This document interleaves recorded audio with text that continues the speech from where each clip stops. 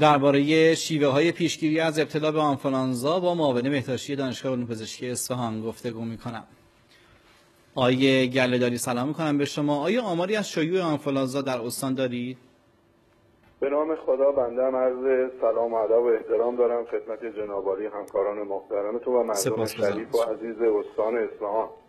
خب بحث اپیدمی آنفولانزا از نیمه آبان در استان شروع شد. البته ما از قبل این آمادگی رو داشتیم و حدود 60,000 دوز واکسن رو بین گروه‌های پرخطر توزیع کردیم و تزریق شده بود. پیش بینیمون اینه که تا 2 ماه آینده ممکنه ادامه داشته باشه و 5 تا 10% مردم ممکنه مبتلا بشن. آماری که ما الان داریم از شهرستان‌های مختلف بین 20 تا 60% از افرادی که با عفونت‌های تنفسی مراجعه کردن به مراکز بهداشتی آنفولانزاشون مثبت بوده که از نوع SN2 بوده و سرعت شیوعش خیلی زیاده. آقای دکتر خورش اشاره کردن در گزارش. توصیه‌ای که ما داریم به مردم عزیزی که هنوز مبتلا نشدن این که در اسرع وقت اگر به ویژه جزو گروه‌های پرخطر هستن از واکسن استفاده کنن. هم در داروخانه‌ها موجود هست، هم در مراکز بهداشت مانور کره‌ایش هست و میتونن گروه‌های پرخطر به ویژه افراد مسن، کودکان، زنان باردار، افرادی که بیماری قلبی ریوی و بیماری مزمن دارن مراجعه بکنن و واکسن رو دریافت بکنن. توصیه که داریم به بیماران که اولا دوره کامل بیماری و بهبودی رو در منزل سپری کنن، حداقل 5 روز در استراحت کامل باشن، از مراجعه به جامعه و درگیر کردن بقیه خودداری کنن و اگر ضرورتی پیدا کرد که مراجعه کنن حتما از ماسک‌های تنفسی به ویژه ماسک 95 استفاده بکنن.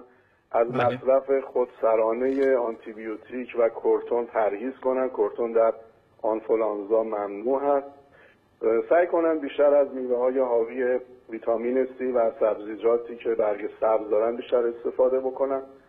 یه توصیه داریم به والدین و مدیران و مربیان آموزش پرورش که اگر دانش آموزی مبتلا شد اصرار به حضور در کلاس نداشته باشن، موافقت کنن که به صورت غیر حضوری بتونن کلاساشون رو طی کنن، چون در حال اینا در یه فضای بسته ممکنه بقیه دانش آموزان رو مبتلا کنن.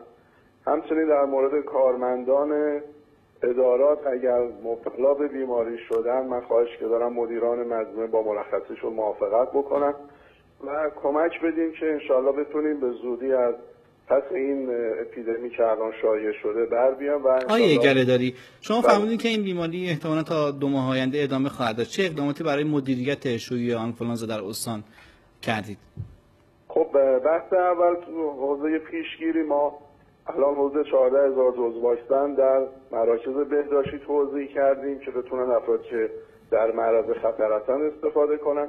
بحث آمادگی بیمارستان‌ها که خب آقای دکتر شیرانی هم در جلسه که دیرو خدمتشون بودیم تاکید کردن. الان آماری که ما داریم از بیمارستان به ویژه کودکان امام حسین این که اکثر تخت‌ها اشغال شده.